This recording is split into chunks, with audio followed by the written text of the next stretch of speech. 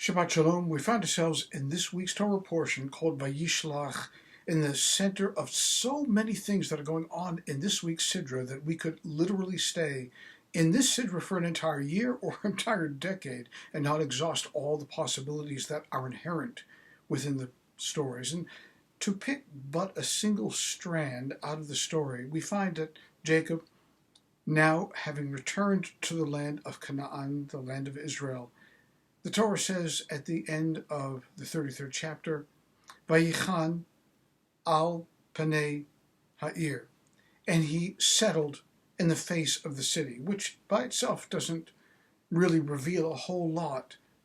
But the Ibishter Rebbe makes a very interesting comment on the word Vayichan, which is related to the Hebrew word which you may be familiar with called chen. Chen is he favored the city. He saw something in the place, Jacob did, that made him feel that this was a place where he needed to settle. It was the place where another great chieftain of Canaan lived by the name of Shechem. And that therefore resonated with why Jacob wanted to stay al panei ha'ir, in front of the city, in front of the bigwig, the man with a great deal of power. And of course, you know what happens after this. Something quite terrible occurs. Jacob's daughter is violated. All because Jacob saw something where he wanted to settle down and thought it was a favorable place without truly investigating where he was settling. Do you know, where we choose to place ourselves is what we end up looking like. You have probably been told by your parents many times as you were growing up, or are growing up now, that if you show me your friends, I'll show you who you are. We take on the ways of the people with whom we surround ourselves. We dress like them, we talk like them, we play like them, we imitate them in every possible way. Did you ever find that you like somebody and after a while you speak just like them, you use the same terminology? If they use foul language, don't you just immediately glom onto that and start imitating them using foul language? If they tell lots of jokes, you reciprocate with telling lots of jokes. If they like to do this, then you start doing this as well. This is such a vital concept in the Torah because it's a dark road. Why is it a dark road? Because we abdicate ourselves when we follow the path that is for other people, not for us. Your path, my path, each one of us is an individual called upon to find the reserves of power, strength, and uniqueness that inhere within us and use those to the best of our ability. Jacob did not. He saw something. Vayichan.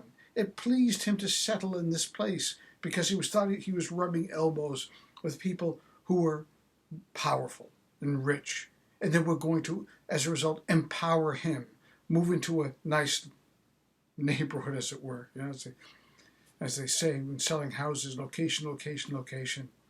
But it's not, and it's not. What it really is, it's you, and it's only you in the final analysis. We have to learn how to make the right choices. You have been given a God-given soul which is unique, and to you alone it was given, and to you alone you must not only possess it, but you must use it to the best of your ability to become the best you and the most unique you that there possibly can be. This is the ultimate story of it. One other facet to the story of the violation of Dinah as well that relates to this. It says that the son of Shechem found her pleasing and then took her and violated her, v'yaneha, and humbled her. It's a terrible thing to abuse another person. And for those people who say that she was out walking by herself looking for trouble, what a terrible thing that is to say. Because that implies that she was the guilty party. It's so important not to cast aspersions on other people, not to fault others, but to focus only on ourselves, our way our path, our direction. You need to be you. And one final thought that I would like you to leave with about this Torah portion is that your uniqueness is also tethered to God. Your uniqueness and the hope and the possibility of what you can become is not only something, well, I feel like doing this today, but rather it's also connected with the harmoniousness of being with God. You're a Jew. You have a responsibility as a Jew to act in a way that is in concert with the thousands of years that have preceded you, that brought you to this place. All of the people who have studied, who have learnt and practiced and held fast to their faith are the only reason that you're alive today and in the present form in which you are. So hold fast to you. Don't look around at what others are doing.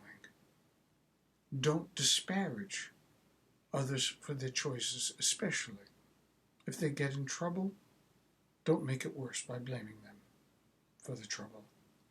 Rather, have a heart of compassion and be you. Shabbat Shalom.